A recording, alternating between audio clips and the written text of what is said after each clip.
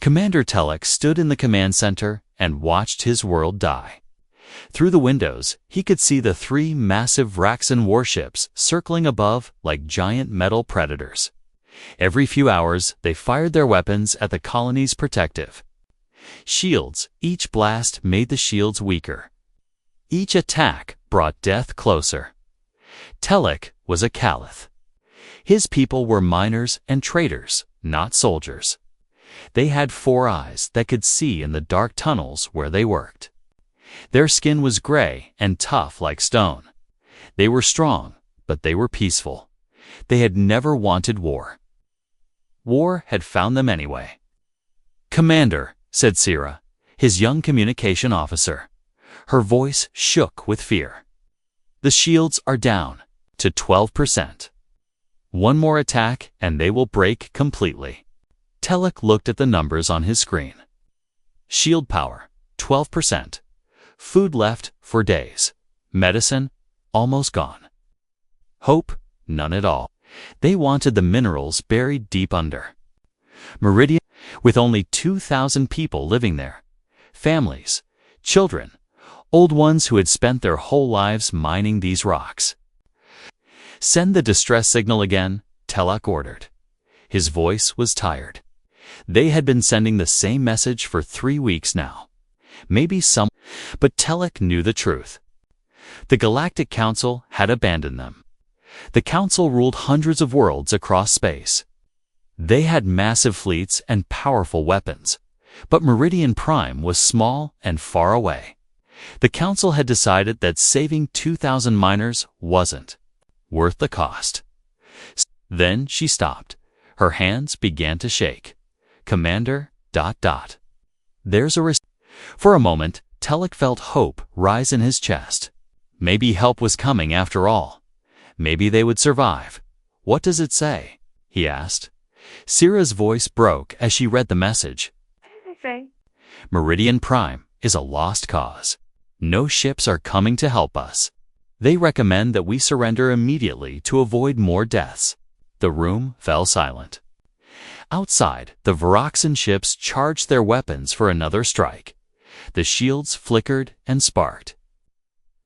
Through the windows, Telek could see families running through the streets below, trying to find shelter, trying to protect their children.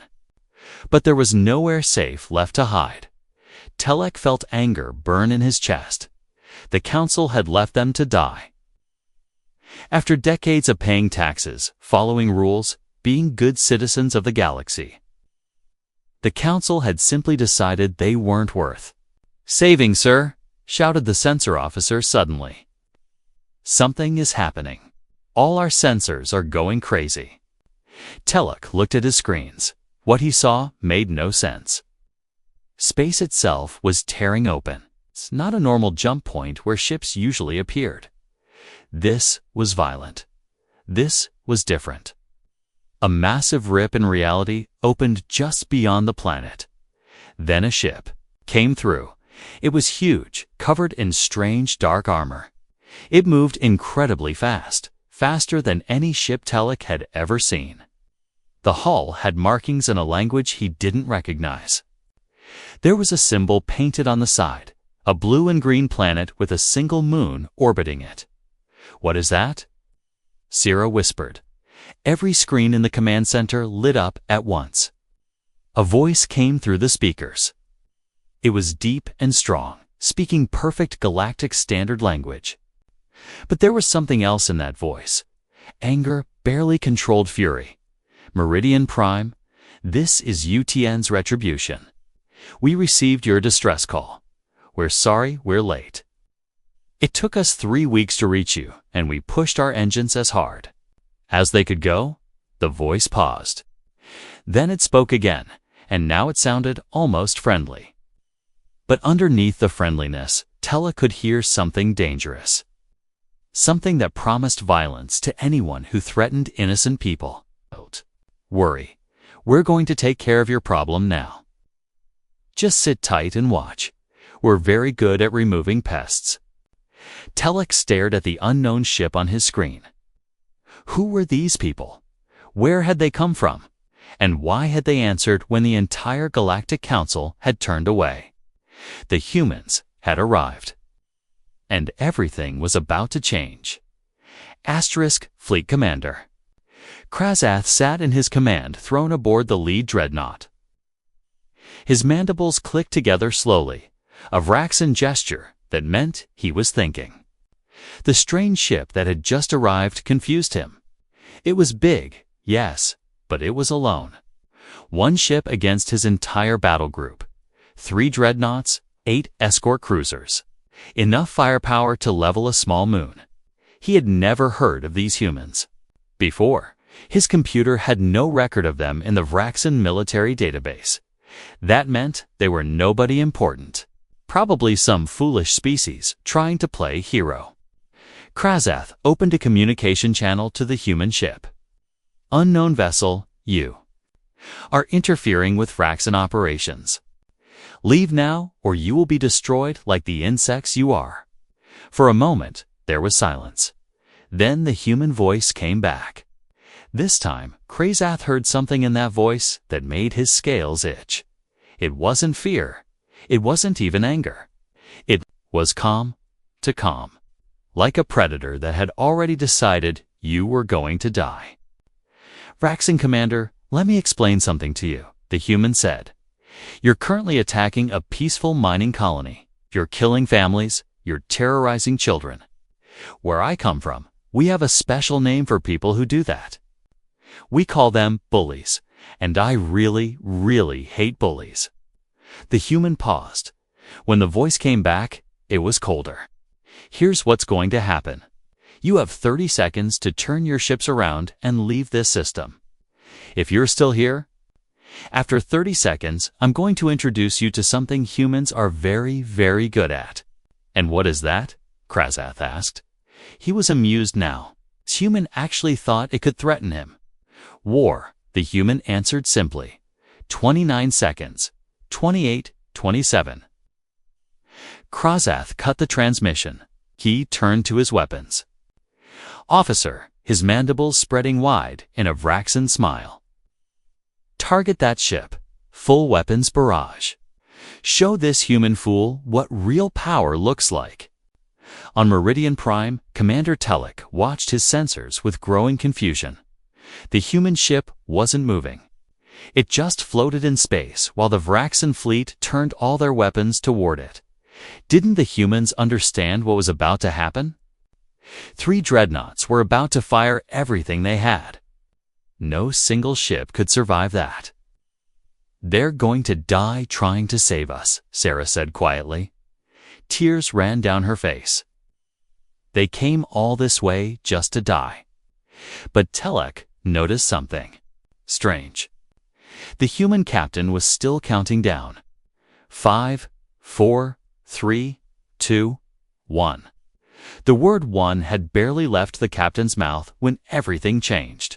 The human ship moved. But moved was the wrong word. It exploded forward like it had been shot from a cannon.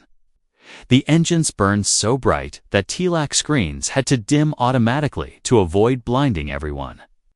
In less than 3 seconds, the Retribution crossed the distance to the nearest Vraxan dreadnought. Strange ports opened along the human ship's hull. Telek had never seen weapons like these before. Railguns, the human captain said. And now? His voice sounded almost cheerful.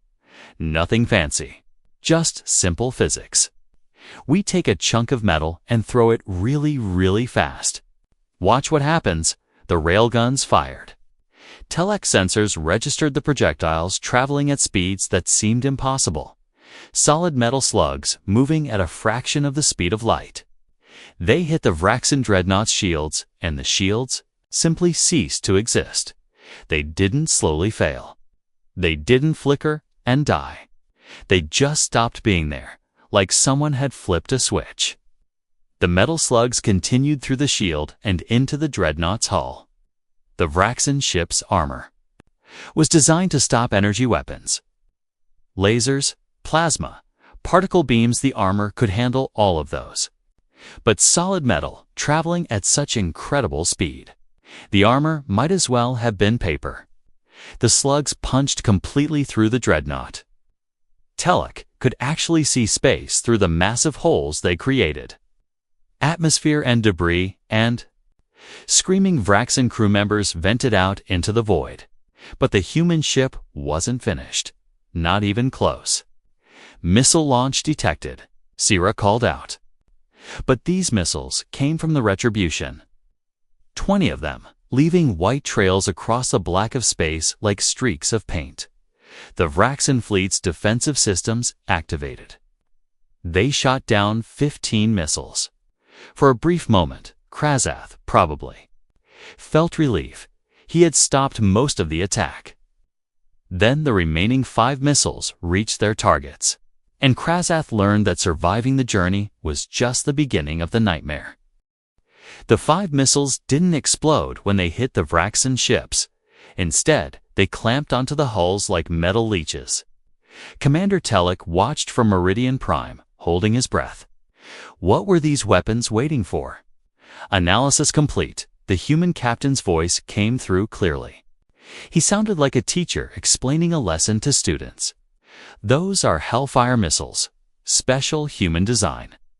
The warhead contains thousands of tiny metal particles mixed with pure oxygen. When it finds a way inside a ship, well, fire needs 3 things to burn: fuel, oxygen, and heat. We just delivered 2 of those 3 things. One of the missiles found a breach in a Vraxan escort cruiser's hula crack created by the earlier railgun fire. The missile released its payload. A silver cloud flowed into the ship like water, finding a crack in a damn dot. Then it found the third thing fire needs: heat from the ship's engines. Heat from damaged electrical systems. It didn't matter what provided the spark. The Vraxan cruiser lit up from the inside. But this wasn't a normal fire. The metal particles burned at temperatures that could melt steel. The fire spread through corridors faster than anyone could run. It consumed everything it touched: metal walls, plastic conduits, flesh and bone. Telek watched Vraxan ships become flying coffins. Their crew's screams filled every communication channel. The sound was horrible. Even though the Vragasan had been trying to kill his people for weeks, Telek felt sick listening to those screams. All ships. All ships. Krast's voice roared across the battlefield. Concentrate all fire on the human vessel. Kill it, now. The 3 dreadnoughts and their remaining escorts turned their weapons toward the Retribution. Every gun, every missile launcher, every plasma cannon, they all fired at once. Enough energy to vaporize a mountain converged on the lone human ship. The Retribution's shields flared brilliant blue. The light was so bright that Telek had to look away. When he looked back, he expected to see debris. He expected the brave human ship to be destroyed.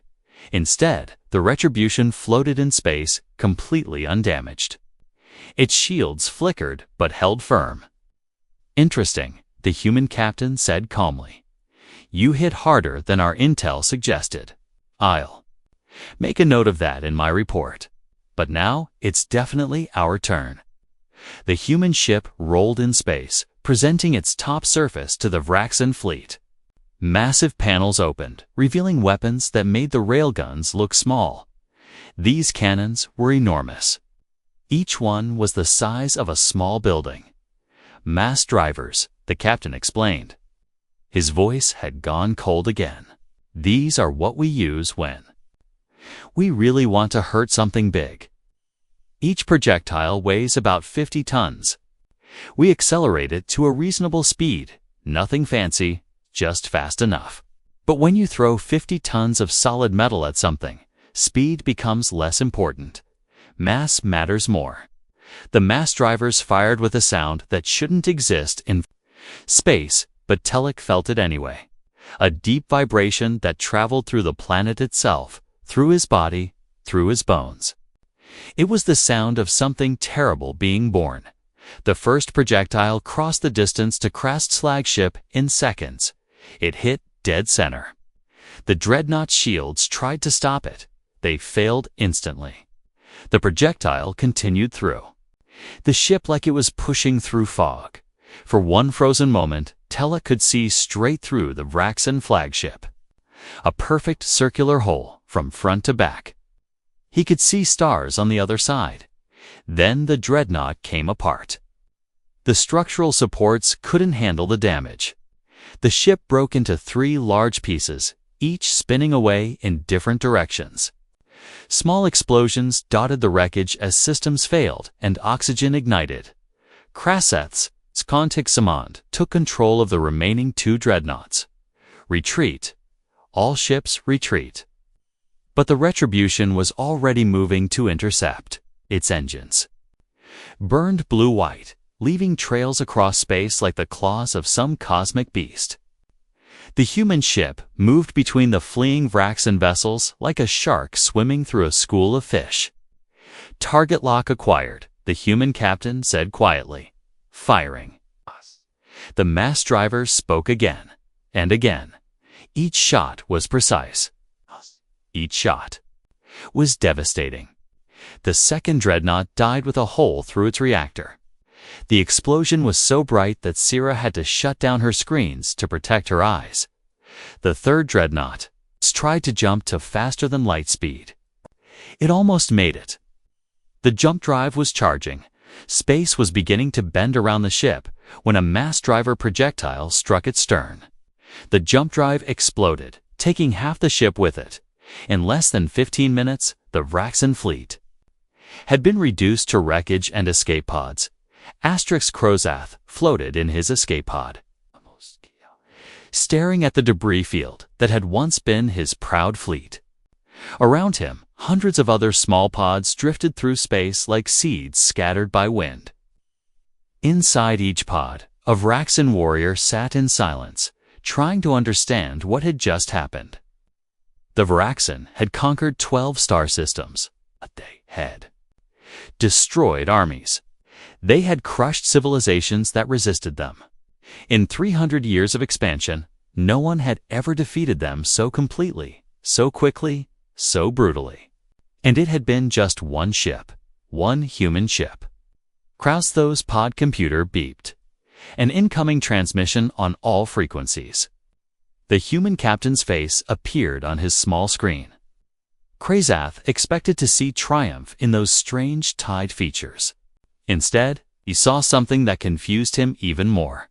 Sadness, weariness, like someone who had done a difficult but necessary job. Vraxan survivors, Captain Chen said, "Your fleet is destroyed. Your invasion is over. I'm transmitting coordinates to a neutral system 3 days from here.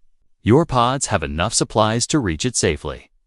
Once there, you can call your own people for pickup." Kraseth's mandibles clicked in confusion. "You're letting us go? We are your prisoners by right of conquest.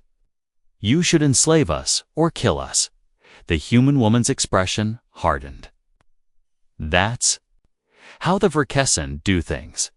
It's not how humans do things. We're not interested in slaves, and we don't kill helpless prisoners. But understand this clearly, Commander Kraseth. You or any Vraxan ship ever returns to this system, if you ever threaten these people again, there will be no mercy. No warnings, no second chances. This is the only kindness you'll receive from us.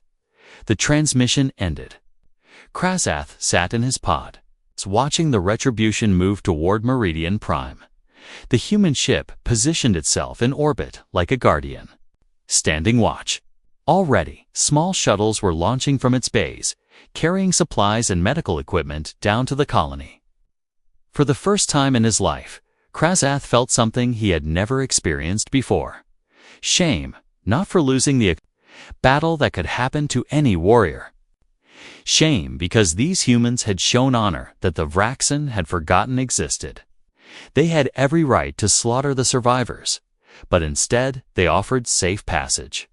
What kind of species fights with such terrible fury but then shows mercy? 2 defeated enemies. On Meridian Prime, Commander Telek stood in his damaged command center. Human engineers moved through the room, working alongside his Caliph technicians. They didn't wait for permission or payment. They simply saw damaged systems and began fixing them. Captain Chen materialized as a hologram beside him. She looked tired, like she hadn't slept in days. "Commander, we'll remain in orbit for 4 hours to make sure everything is stable. I'm also transmitting defensive upgrades for your shield system. Our engineers can help install them if you want." "Captain," Telek said slowly, "I must ask you something. Your ship is named Retribution. That word means revenge. Yes, punishment for those who have done wrong." Chen nodded. "That's right. Then, why show mercy to the Vrok soon? Why not destroy their escape pods? Why help them reach safety?" Telek gestured at the human engineers working in his command center. "Why help us at all? Your people owe us nothing." The human captain was quiet for a long moment. She looked out at the stars through the window, and Telek saw old pain in her eyes. Pain from battles fought long ago. Pain from decisions that had cost lives. "Commander, humans have been at war with each other for thousands of years. We've fought over land, resources, beliefs, and sometimes just because we hated each other. We've committed terrible atrocities. We've also done incredible acts of kindness. We've learned that winning a battle means nothing if you lose your soul doing it." She turned to face him directly. "Yes, retribution means revenge, but it also means justice. Real justice isn't just about punishing the guilty. It's also about protecting the innocent. The Vraxan chose violence when I gave them a chance to leave peacefully. They deserved what happened to their fleet. But once they surrendered, once they were helpless, killing them would have made us no better than them." Chen smiled slightly. "Besides, letting them go alive sends a better message. Dead enemies can't tell stories, but Krazath and his warriors will return home and tell everyone what happened here. They'll talk about the human ship that appeared from nowhere. They'll describe our weapons. They'll explain how we could have killed them all, but chose mercy instead. That story will spread farther and faster than any military report." Telek understood. "You want other species to fear human strength, but also respect human honor." "Exactly," Chen confirmed. "Fear alone breeds enemies who will never stop fighting. But fear, combined with respect, that creates peace." 3 hours after the battle ended, Captain Sarah Chen walked through the corridors of Meridian Prime's main habitat dome. The walls still showed scorch marks from Vraxan bombardment. Families huddled in temporary shelters, their eyes wide with exhaustion and relief.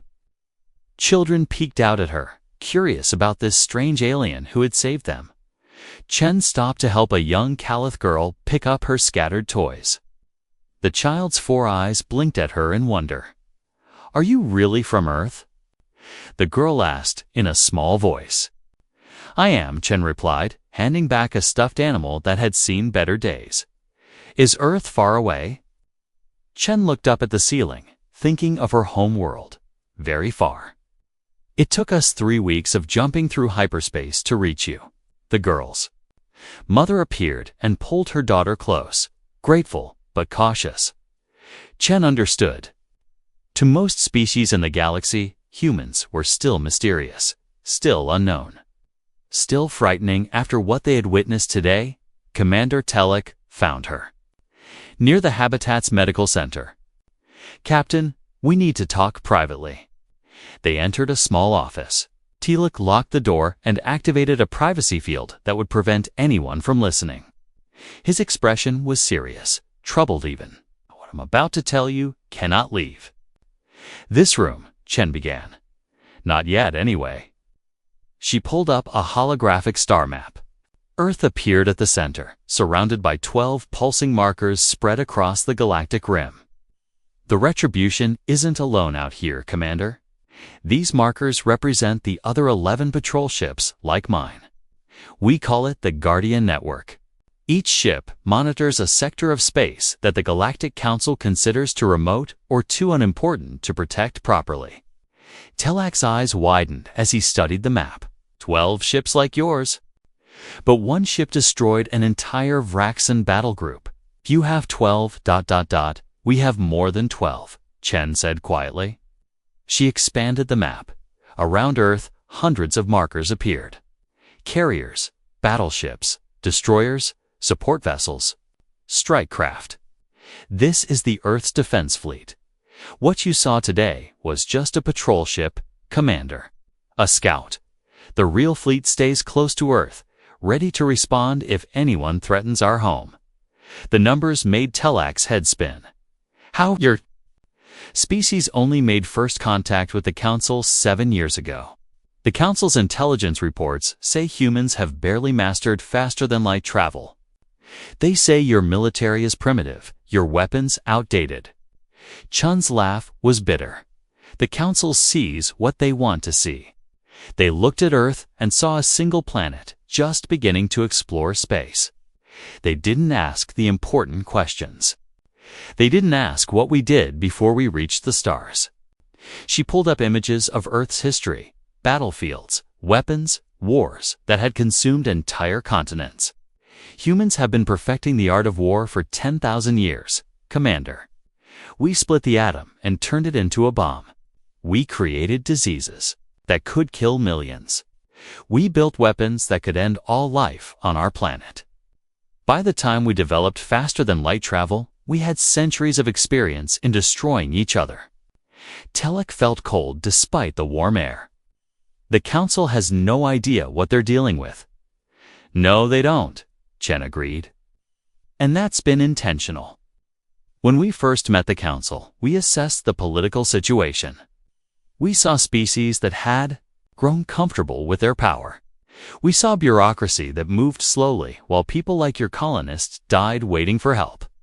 We realized that if we announced our full military capabilities, the established powers would see us as a threat. They would try to contain us or even attack us preemptively. She closed the star map. So we made a choice. We would be patient. We would build our strength quietly. We would position our patrol ships to help those the Council ignored. And when the time was right, we would reveal ourselves not as conquerors, but as protectors. Today was that revelation, Telak said. Today was the beginning, Chen corrected. What happened here will spread across the galaxy. Other species will hear about the human ship that saved Meridian Prime. They'll hear that we had the power to conquer you, but chose to help instead. They'll realize that humans are both dangerous and trustworthy of rare combination. She met Telak's eyes directly. In 6 months, Earth will formally request full membership in the Galactic Council. There will be resistance from powers that don't want to share authority. The Council will demand proof that humanity deserves a seat at the table. When that happens, Commander, I need you to tell them the truth about what happened here. The whole truth, Telak asked. Every word, Chen confirmed. Tell them about the Vraxan fleet that attacked you. Oh. Tell them how the Council abandoned you. Tell them that a single human ship answered your distress call when no one else would. Tell them we destroyed your enemies but didn't claim your world. Let them decide what that says about human character. Telak was silent for a long moment. Then he nodded slowly. The truth will make powerful enemies for your species. Truth usually does, Chen replied with a slight smile. But it will also make powerful friends. And right now, humanity needs friends more than we need to hide. The alarm that shattered the quiet of Meridian Prime came without warning.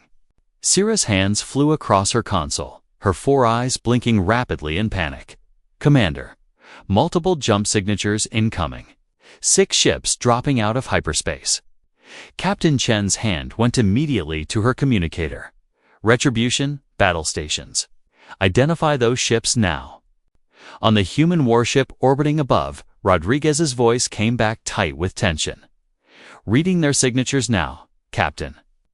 They're not Vraxen. Repeat, not Vraxen. They're Council peacekeeping vessels. Felt his stomach twist. The Council ships were arriving now, 3 weeks late. After the battle was already over. After his people had nearly died. After humans had done the Council's job for them. Through the command center windows, Telek watched the 6 ships materialize in space. 2 were Calathefense frigates' own people's ships, painted in the blue and silver colors of the Council fleet. 3 others were multi-species peacekeeping vessels, the kind that carried soldiers from a dozen different worlds. The 6th was different, sleeker, more elegant. A diplomatic transport. They're hailing us, Sira said quietly. It's Admiral Vorn. He's requesting a conference with you, and... Captain Chen immediately. Telek looked at Chen's holographic image.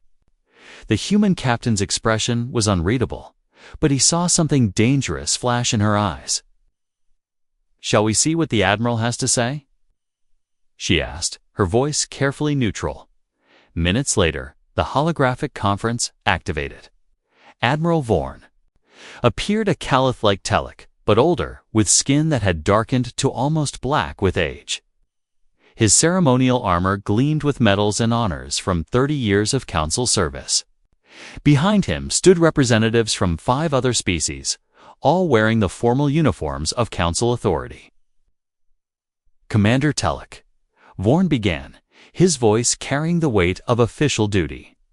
"We received your distress call and assembled this relief force as quickly as our protocols allowed.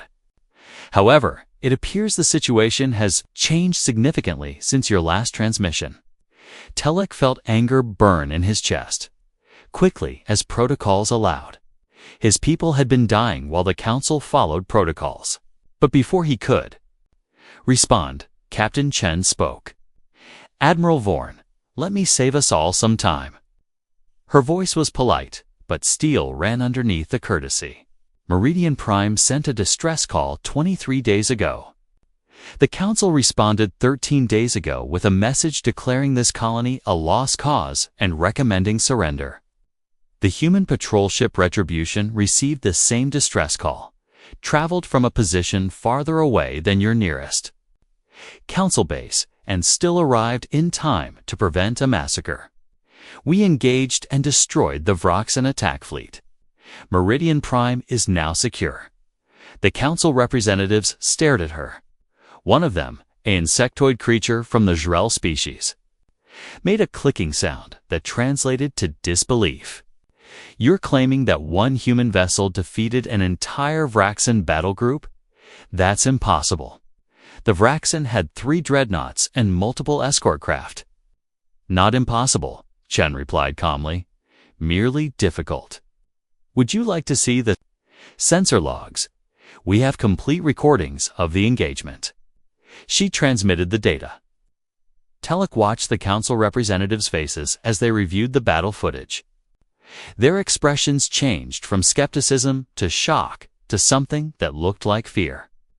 They were seeing what he had witnessed: the terrible efficiency of human weapons, the speed of human ships, the tactics that had turned trained Vraxen warriors into scattered refugees in less than 20 minutes.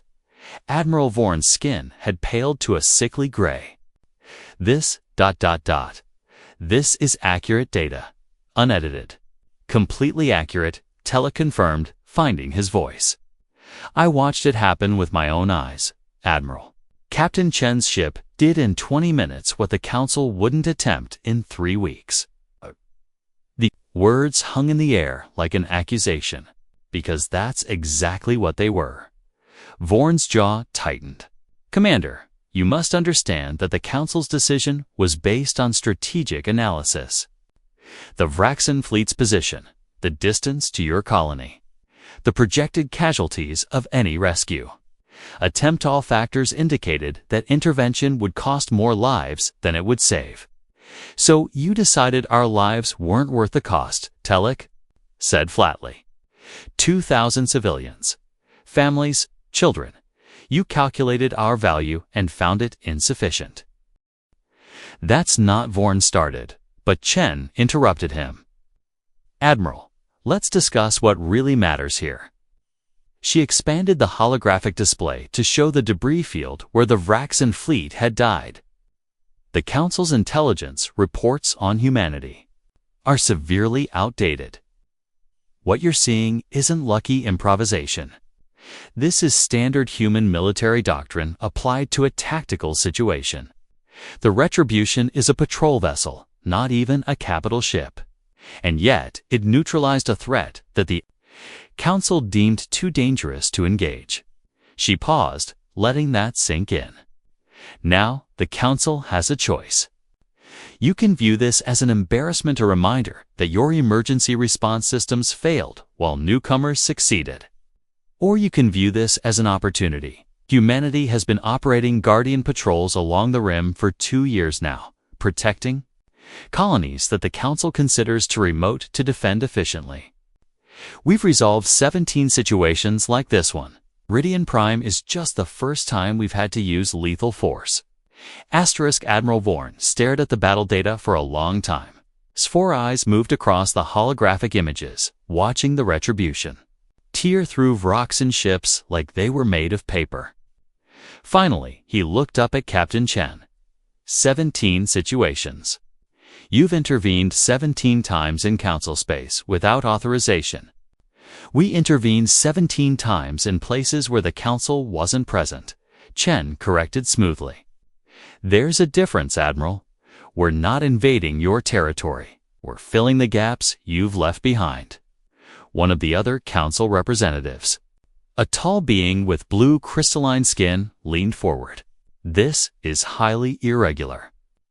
Humanity has no authority to conduct military operations beyond your own system. You're newcomers to the galactic community. You should be learning from established powers, not what? Chen's voice sharpened. Not saving lives while you debate protocols. Not protecting innocent people while your committees hold meetings. Tell me, Representative, how many of those 17 colonies would still exist if they'd waited for Council authorization? The crystalline being had no answer. Telekay watched the exchange with growing satisfaction. For years, the Council had treated rim colonies like his as afterthoughts, too far away to matter, too small to defend.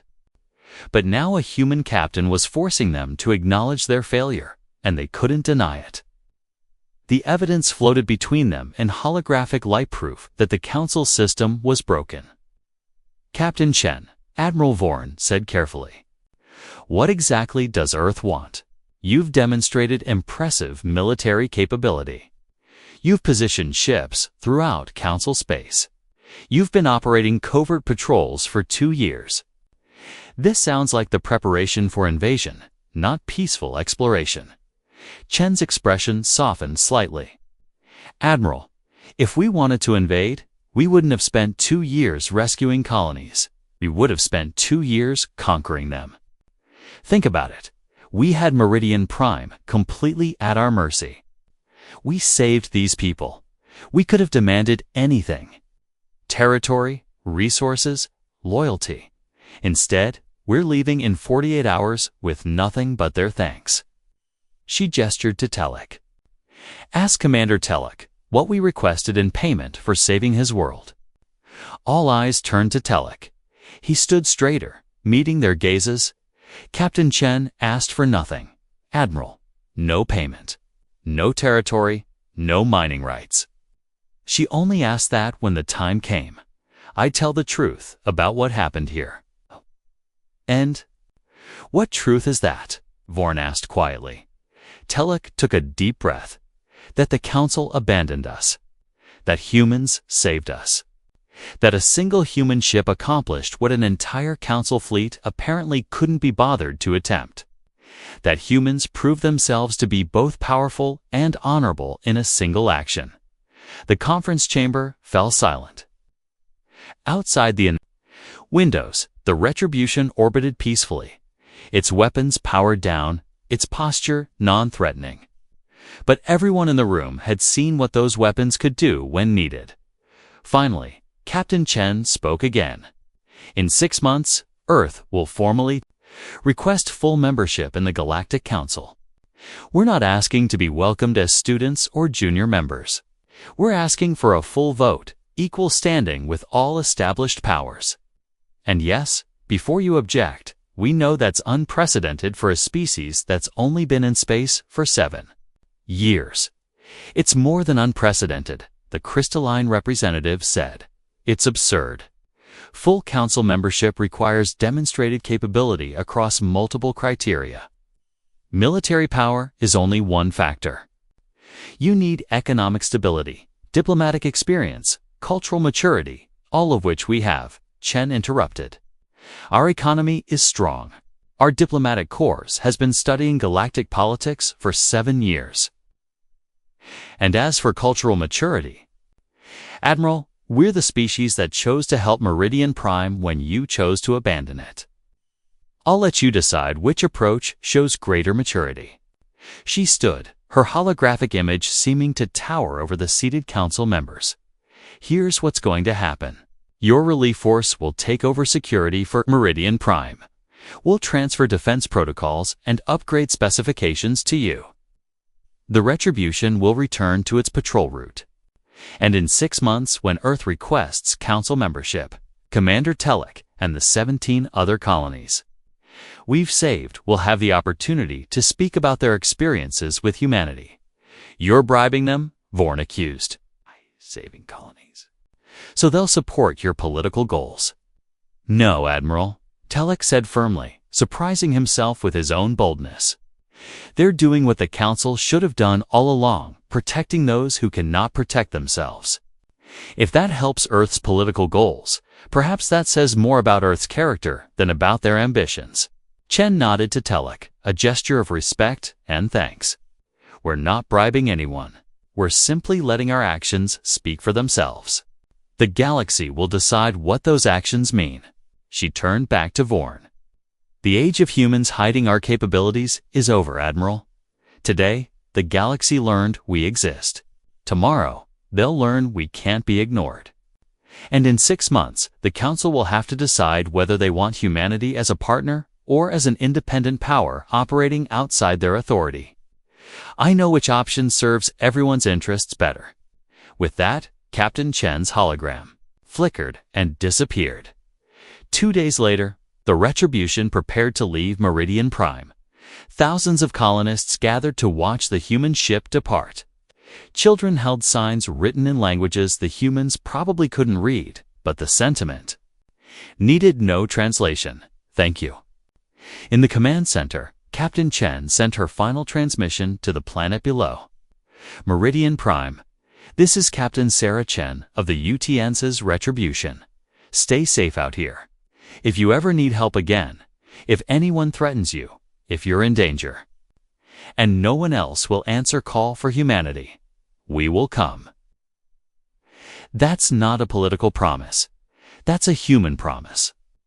And we keep our promises. Retribution out. The warship's engines flared brilliant blue. In seconds, it accelerated toward the edge of the system. At the jump point, space bent around the Retribution's hull. And then the ship vanished into faster-than-light travel. But the story didn't vanish with it. Within hours, news of Meridian Prime spread across the galactic communication networks.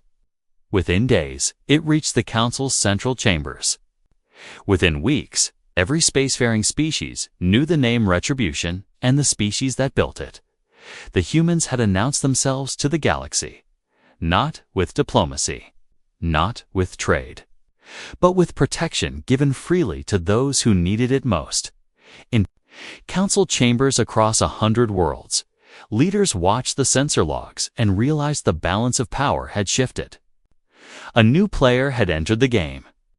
One that fought like demons but showed mercy like saints. One that asked for nothing but demanded respect. The galaxy would never be the same. And 6 months later, when Earth formally requested council membership, no one dared to vote. No, the age of humanity had begun.